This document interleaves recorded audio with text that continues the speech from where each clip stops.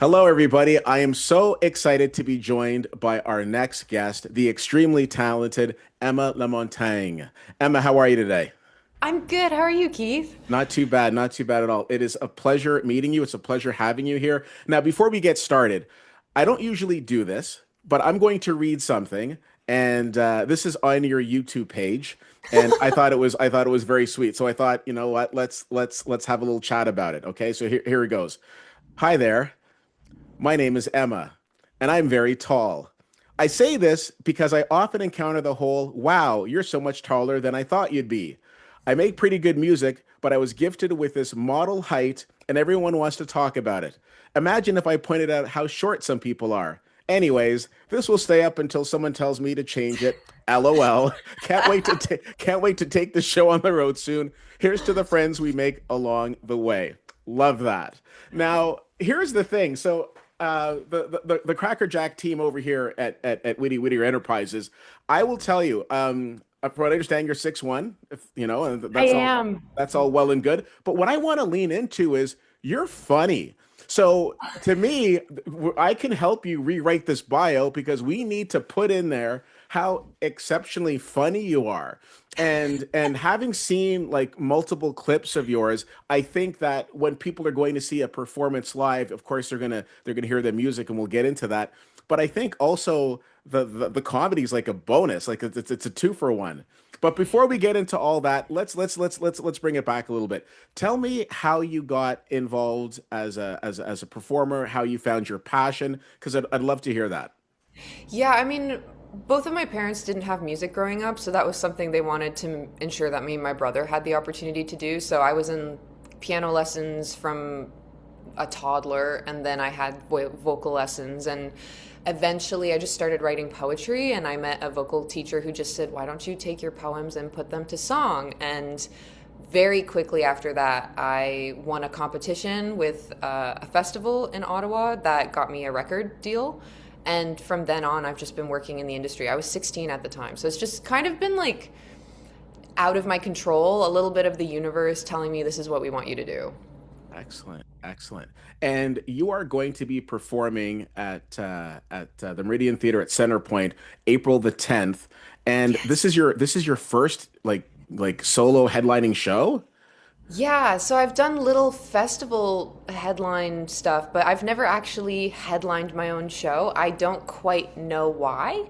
Um, but I'm really excited because now it's gotten to the point where I have so much music that I need two 40-minute sets to put the music out there. So I'm excited. It's hopefully the first headline show of many, many, many this year.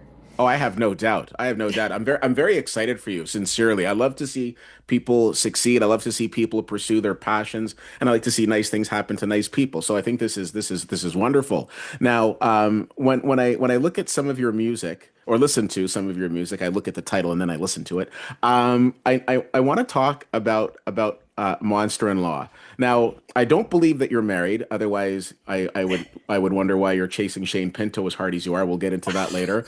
But He's got a girlfriend. well, his loss, his loss. But this song is ridiculous. So I hope people, if they haven't heard it after this interview, they track it down. Monster-in-Law. It is extremely catchy. I watched the video. It's a lot of fun. But you come in hot.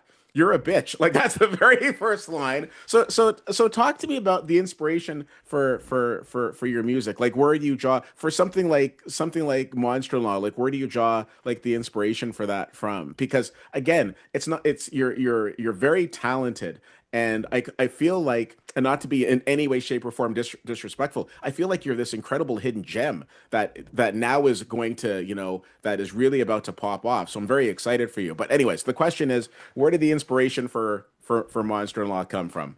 Well, first of all, I really appreciate all the compliments. I do, to avoid defamation, I do have to say that the song was written about the movie. Okay. But hypothetically, I would say that maybe it was about me dating a man whose family didn't really think I was a good fit for them, and there was a lot of tension.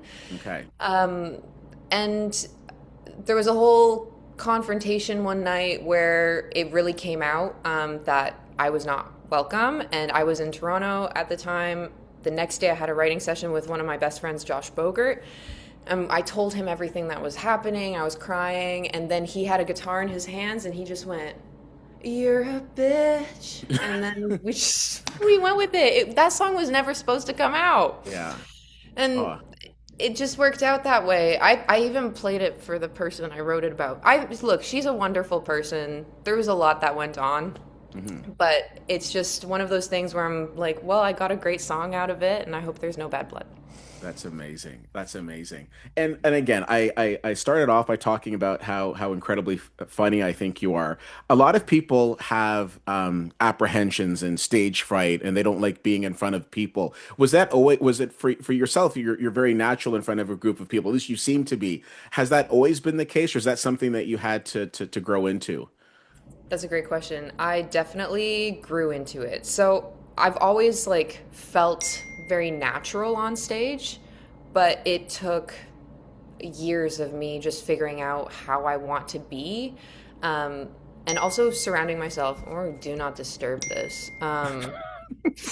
Why does everybody need to talk to me right now? They never I'm want to telling you, talk I to me. said you're about to blow up. I didn't know it'd be like right now, but here we are.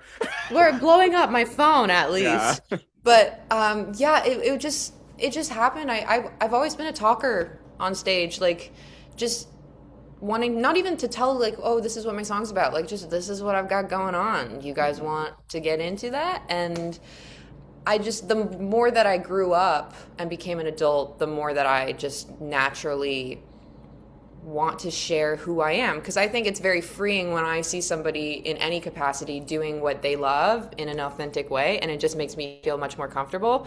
And so if I can do that for people in my audience to just be themselves that night because I'm being my super obnoxious self, then I think I've accomplished my goal.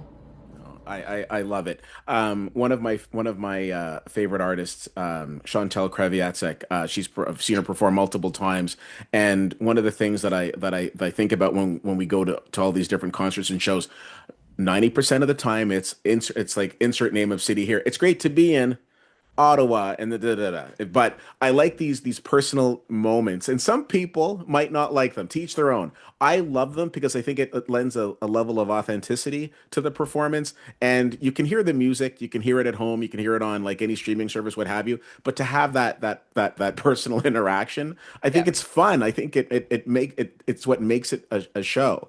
So I'd say keep on doing it because I think it's fantastic. Now, one of the things that I cover a lot of is film, and one of the things I talk about when I'm doing like movie reviews, especially with Canadian reviews, is looking at distribution from a music standpoint, and you're looking at getting your music out and having more people listen to it. Is how much is distribution of a concern for you as you're promoting yourself?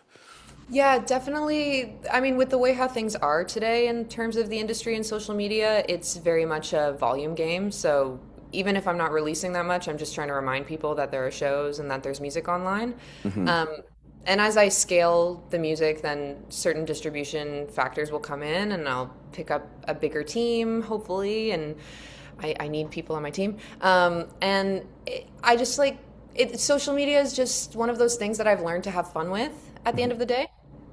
And if five people follow me from a post, then that's five new people. I'm not really looking at it from like a global standpoint right now. Hmm.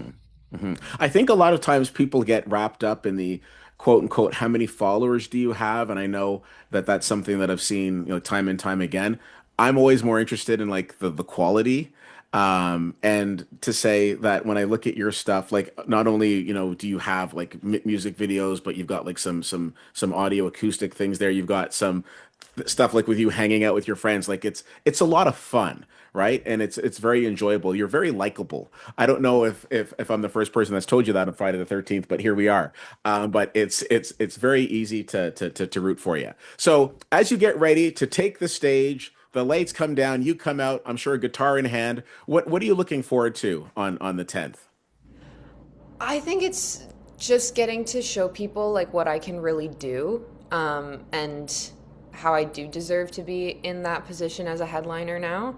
I just kind of want to make everybody leave feeling a little bit better than when they came in. Whether that's because you enjoyed the jokes or you felt like the music was healing. I'm happy to go through really terrible things on behalf of the greater good of humans. Um, but I just want to have fun. Honestly, I've got two really great guys coming up on stage with me. I've got Josh Bogert on guitar, and then I have Joel Boateng on drums. They're both really, really talented, and they're really great guys to be around. So like the whole crew is going to be a lot of fun. I might have a little cameo from Kenny B from Hot 89.9 at one point, Wow. but it's going to be a lot of fun. Excellent, excellent. Well, I'm very excited for you, and we will obviously put the link in for where people can buy tickets, as well as where for where people can follow you. Now, before I let you go, it wouldn't be, a full discussion if we didn't have like some fun rapid fire questions. Okay, so Okay.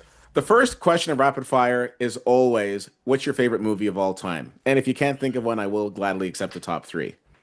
It's Notting Hill. That's awesome. Yeah. There was a bit of hesitation there. I thought you were about to say The Notebook, and then we'd have to Oh no, stop. But no, Notting Hill's solid. I'm just Notting a Hill and just Four Weddings and a Funeral have like that top spot. They're so nice. good. So that you're on this whole Hugh Grant trajectory here. Okay, I love it. I love it. I, I love Hugh Grant. I love it. So I would be remiss if I didn't ask, what's your favorite album? Oh, it's Keep the Faith from Bon Jovi. Okay, There's nothing that comes close to it for me. I grew up on that album. love that. What is your go-to karaoke song? I just did it last night. It's Wanted Dead or Alive from Bon Jovi. Yeah. All right. I'm a big Bon Jovi girl. I love it. So you're obviously very outgoing, very personable. At the at like the family get-togethers, do the family members have to brace for impact when they know that you're coming through the door? I think it depends on who's in the room. Okay. Sometimes on my French side of the family, I am nowhere near the most energetic person in the room. I've got some crazy cousins. They are like the Quebecois energy is unmatched. Okay. On my mom's side, definitely the most energetic person in the room. Okay. Okay.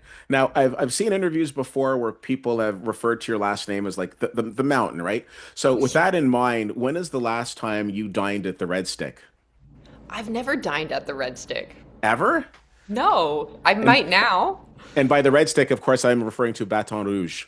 Yeah, I've never. Interesting. Okay. Yeah. It's not too far from the Canadian Tire Center, which apparently you like going to. Are you still a Sens fan, even though the Shane I Pinto thing didn't work out?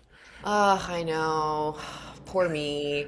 But yes, no, I'm still a Sens fan. I'm like, you know, I'm a big fan of women's sports, and I feel like they just have a little bit of making up to do for me in the playoffs. But Hmm. if they can get us to at least the semis, I think I can let some things slide. All right, excellent, excellent.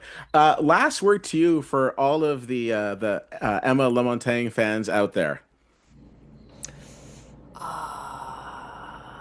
I don't know. I have too many words. Use them. I've used them. Okay, Say more.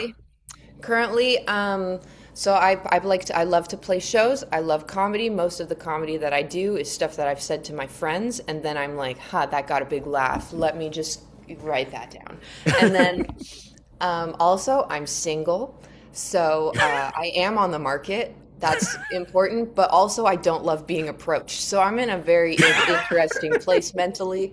And yeah, honestly, if you are a mom and you come to my show and you have a son who's taller than 6'1" and is handsome, bring photos.